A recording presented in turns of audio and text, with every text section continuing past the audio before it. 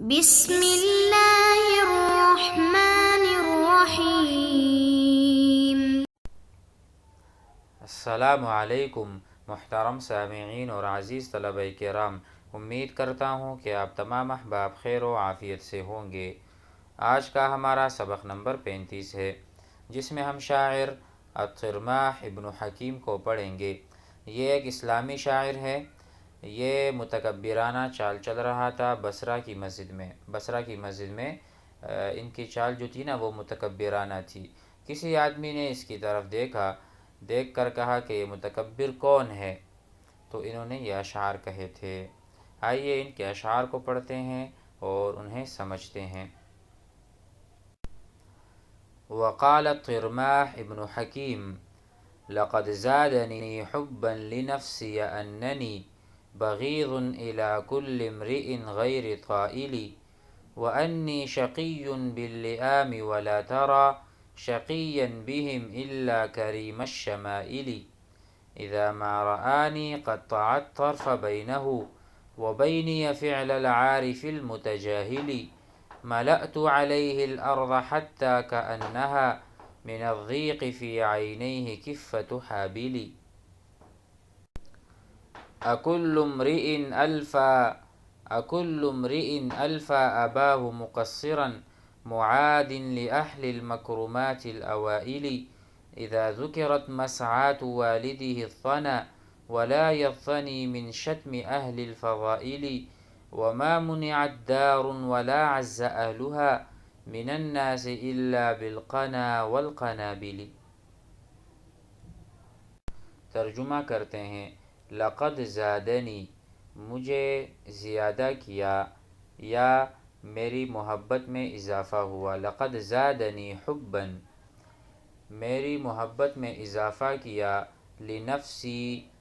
اپنے آپ سے محبت، اننی بغیض کہ میں مبغوض ہوں، میں ناپسند ہوں، لوگ مجھے ناپسند کرتے ہیں۔ اس چیز نے مجھے اپنے آپ سے محبت میں اضافہ کر ڈالا، یعنی میں اب سے اتنی محبت نہیں کرتا تھا اپنے آپ سے، لیکن لوگوں کے بغض، حسد اور کینے نے اور مجھ سے جو جلتے ہیں اس کی وجہ سے زادنی حبا لنفسی اننی بغیض کہ میں مبغوض ہوں، ناپسند ہوں، الی کل امرئ الی کل شخص غیر طائل جو کہ بے فائدہ آدمی، یعنی بے فائدہ مجھ سے بغض کر رہے ہیں، اس وجہ سے مجھے اپنے سے محبت میں اضافہ ہوا، میں اپنے سے زیادہ محبت کرنے لگا۔ غیر طائل بے فائدہ ناپسند کرنے نے مجھے اپنے آپ سے محبت میں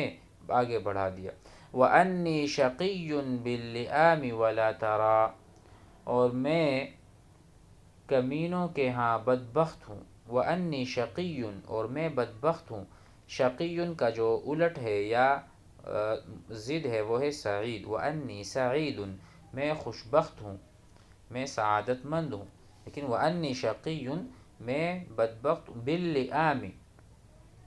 کمینوں کے ہاں، یعنی جو لئام یہ اس کا مفرد ہے لئیم، رجل لئیم کمینہ آدمی یا کمینہ پن، تو کمینوں کے ہاں میں بدبخت ہوں۔ وَلَا تَرَى شَقِيًّا بِهِمْ تو کہتے ہیں کہ اور نیک خصال آدمی کو ہی آپ کمینوں کے ہاں بدبخت پائیں گے۔ وَلَا تَرَى شَقِيًّا بِهِمْ اور کمینوں کی نظر میں آپ شقی اس کو پائیں گے إِلَّا كَرِيمَ الشَّمَائِلِ کہ جو اچھا اور نیک خصلت آدمی ہوگا وہ کمینوں کو کمینہ ہی دکھتا ہوگا۔ وَلَا تَرَى شَقِيًّا بِهِمْ إِلَّا كَرِيمَ الشَّمَائِلِ ہر نیک خصلت آدمی کو وہ کمینہ کہیں گے، کیوں؟ اس میں خود کمینگی ہے یا وہ خود کمینے ہوا کرتے ہیں، تو اپنی عینک سے لوگوں کو دیکھتے ہیں۔ اذا ما رآنی اور جب مجھے دیکھتے ہیں یا جب مجھے دیکھتا ہے، قطع الطرف بینہ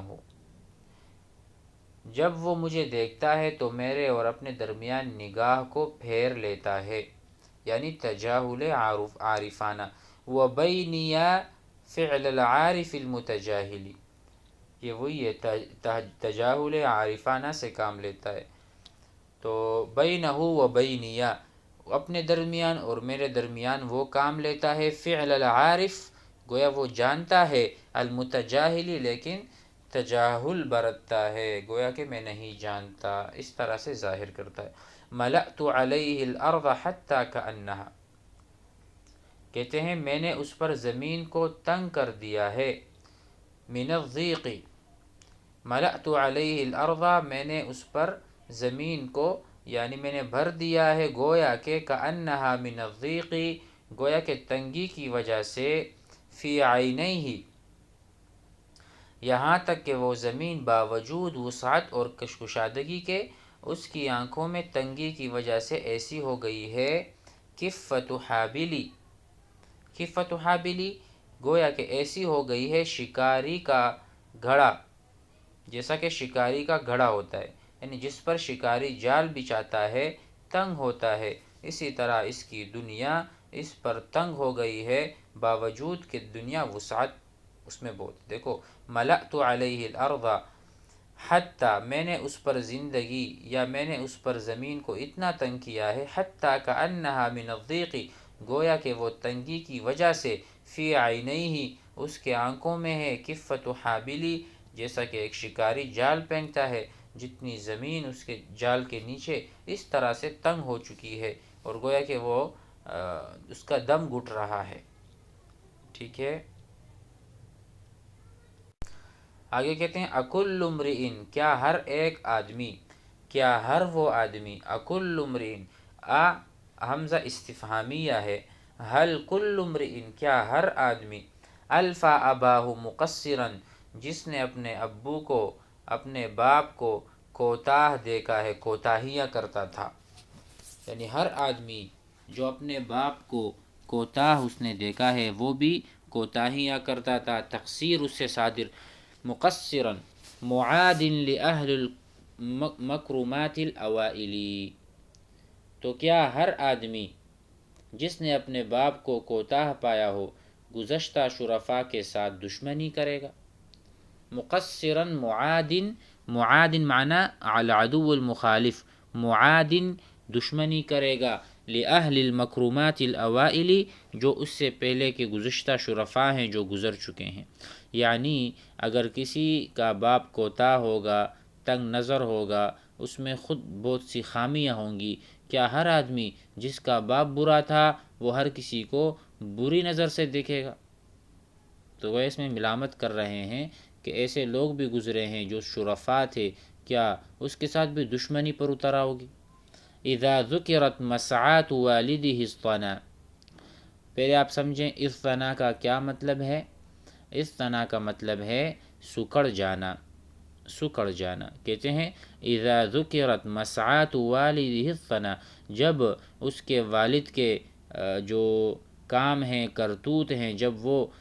بیان کیے جاتے ہیں، اس طرح تو وہ سکڑ جاتا ہے، ایک دم سکڑ جاتا ہے، کیونکہ والد صاحب تو ایسے تھے نہیں اس کے۔ اذا ذکرت مسعات، مسعات کہتے ہیں جو ان نے سعی کی ہے، جو کوششیں کی ہیں، جو اپنے زندگی میں سرگرمیاں یا کام کیے ہیں، اذا ذکرت مسعات، سعى يسعى، وَأَن لَيْسَ لِلْإِنسَانِ إِلَّا مَا سَعَى إِلَّا مَا كَسَبَ، جو انسان کرتا ہے اسی کا بدلہ اسے ملے گا۔ تو کہتے ہیں مسعات والدہ، اس کے والد کے جو کرتوت ہیں اگر وہ ذکر کر دے، اضطنا تو وہ سکڑ جاتا ہے، ولا یفنی اور سکڑتا نہیں ہے، من شتم اہل الفضائل جب وہ اچھے لوگوں کو گالیاں دیتا ہے۔ دیکھو، جب اس کے والد کے کرتوتوں کا تذکرہ کیا جائے تو یہ شرم کی وجہ سے سکڑ جاتا ہے، اور اصحاب فضیلت کو گالی دینے سے نہیں سکڑتا۔ وما منعت دار، نہ کوئی گھر محفوظ رہ سکتا ہے، منعت حفظت، وما حفظت دار، کوئی گھر محفوظ نہیں رہ سکتا، ولا عز اہلھا، اور اس کے باشندے معزز نہیں ہو سکتے، من الناس لوگوں سے، الا بالقنا والقبائل مگر بذریعہ نیزوں اور گھوڑوں کے۔ دیکھو، القنا الرماح، الرماح کہتے ہیں کس کو؟ نیزے کو، والقنابل، قنابل یہاں لوگوں یا گھوڑوں کی جماعتیں مراد ہیں، یعنی یا تو لوگوں کو جو عزت ملتی ہے وہ تو اگر وہ جنگجو ہیں، جنگ کرنے والے ہیں، شجاعت ہیں، دلیر ہیں، ان کے پاس عدد بھی ہے اور عدہ بھی ہے، یعنی نفری بھی ہے اور جنگ کا ساز و سامان بھی ہے، تو یہ لوگ جو ہے نا ان کو عزت بھی ملے گی اور محفوظ بھی رہیں گے۔ تو حفظ اور عزت دو چیزوں سے ملتی ہے، کہتے ہیں الا بالقنا، نیزوں سے، تیروں سے، یعنی اسلحے سے، والقنابل سے مراد گھوڑے یا لوگ ہیں۔ آپ کی جماعت، قبیلہ اگر وسیع ہے، زیادہ لوگ ہیں اس میں، تو آپ زیادہ بہادر اور زیادہ عزت مند اور محفوظ شمار ہوں گے۔ امید ہے یہ اشعار سمجھ میں آ گئے ہوں گے۔ آگے پڑھتے ہیں 3 اشعار کو۔ وقال بعض بنی فقعس وذوی ضباب مظہرین عداوة قرح القلوب معاودی الافناد ناسیتهم بغضاءهم وترکتهم وهم اذا ذکر الصدیق اعادی کیما اعدهم لأبعد منهم وَلَقَدْ يُجَاءُ إِلَى ذَوِي الْأَحْقَادِ۔ اس کا ترجمہ ہے اور بہت سے کینہ ور، وذوی ضباب، ذوی یہ آپ کو پتہ ہے ذو مال، مال والا آدمی، ذو بمعنی صاحب، صاحب مال، ذو مال صاحب مال، تو اسی طرح ذوی ضباب کینہ ور لوگ یا کینہ رکھنے والے، مظہرین عداوتاً جو دشمنی کو ظاہر کرتے ہیں، قرح القلوبی اور مجروح القلب جن کے دل کسی غم سے، کسی وجہ سے بہت زخمی ہیں۔ قرح جمع قریح، قریح بمعنی زخمی، تو زخمی دل، مجروح القلب، معاودی الافنادی یعنی اور فحش گوئی کے عادی، اور فحش معاود آگے بھی گزرا ہے لیکن وہ معادن تھا، معادن یعنی دشمنی کرنے والا، من عدا یعدو، یہ جو ہے معاودی من عاودہ یعاودو یعنی من الاعتیادی، تعودہ من التعودی عادت پڑ جانے سے، تو کہتے ہیں دل کے کیا ہیں، زخمی ہے، معاود الافنادی، اور اسی طرح ان کو عادت ہو چکی ہے فحش گوئی کی، تو یہ ایسے ہیں کہ میں نے ان کا بغض بلا دیا۔ آگے بتا رہے میں نے ان کا بغض بلا دیا، ناسیتہم بغضاءہم، ناسا یناسی، تناسیتو او نسیتو میں بھول گیا، تو ناسیتہم بغضاءہم میں نے ان کا بغض بلا دیا، وترکتہم اور میں نے ان کو چھوڑ دیا، وترکتہم اور میں نے ان کے ساتھ دشمنی چھوڑ دی، ترکا چھوڑنا، ٹھیک ہے۔ وَهُمُ حالانکہ اذا ذکر الصدیق اعادی، حالانکہ دوستوں کے تذکرے کے وقت وہ دشمنوں میں شمار ہوں گے۔ وَهُمُ اذا ذکر الصدیق اعادی یعنی جب دوستوں کے تذکرے کے وقت تذکرہ ہوگا تو وہ دشمنوں میں شمار ہوں گے، وہ اپنے کبھی بھی نہیں ہو سکتے۔ اس سے مراد یہ ہے کہ بعض لوگ ایسے ہیں جو کینہ رکھنے والے، دشمنی کو ظاہر کرنے والے، دلوں کے زخمی ہوتے ہیں اور وہ فحش گوئی میں مبتلا ہوتے ہیں، میں نے ان کو چھوڑ دیا، ان کے بغض کینے کو بھی چھوڑ دیا اور ان کی دشمنی کو بھی، لیکن جب دوستوں کا ہم ذکر کریں گے تو وہ دوستوں میں شمار نہیں ہوں گے، وہ ہیں تو اصل میں دشمن ہی۔ آگے کہتے ہیں کیما اعدہم لابعد منہم، اس کی وجہ کیا ہے، وہ دشمن کیوں شمار ہوں گے، تاکہ ان کو میں ان لوگوں کے لیے تیار رکھوں جو دشمنی میں ان سے زیادہ دور ہیں۔ کیما تعلیل، علت کیا ہے، للمناساتی ان کے بھلانے کی وجہ، میں ان کو کیوں بھلا رہا ہوں، کیما تاکہ، اعدہم میں ان کو شمار کروں، لابعد منہم کہ یہ سب سے زیادہ دور ہیں، کیا مطلب، تاکہ ان لوگوں کے لیے تیار رکھوں جو دشمنی میں ان سے زیادہ دور ہیں، کیونکہ کبھی کینہ ور دشمنوں کی طرف مدد لینے کے لیے مجبور ہونا پڑتا ہے، کینہ ور اگرچہ وہ میرا دشمن ہے لیکن کبھی ان سے مدد بھی لینی پڑتی ہے، تو کہتے ہیں کیما اعدہم لابعد منہم، کبھی کبھی میں ان کو تیار کر دوں اس دشمن کے لیے جو مجھ سے زیادہ دور ہیں۔ یہ تو میرے قریب ہیں، اگرچہ میرے ساتھ برا معاملہ کرتے ہیں، پھر بھی میں ان کو ایک وقت بھول جاؤں گا، لیکن کبھی ان کو استعمال کروں گا، کبھی میں ان کو تیار کروں گا ان دشمن کے مقابلے میں جو ان سے زیادہ دور ہیں، ان کے روابط میرے سے اتنے نہیں ہیں۔ وَلَقَدْ يُجَاءُ إِلَىٰ ذَوِي الْأَحْقَادِ، اس کا مطلب یہ ہے اس لیے میں ان سے کینہ اور عداوت سے چشم پوشی، یعنی بسا اوقات، کیونکہ کبھی کینہ ور دشمنوں کی طرف مدد لینے کے لیے مجبور، دیکھو یہ وَلَقَدْ يُجَاءُ وَلَقَدْ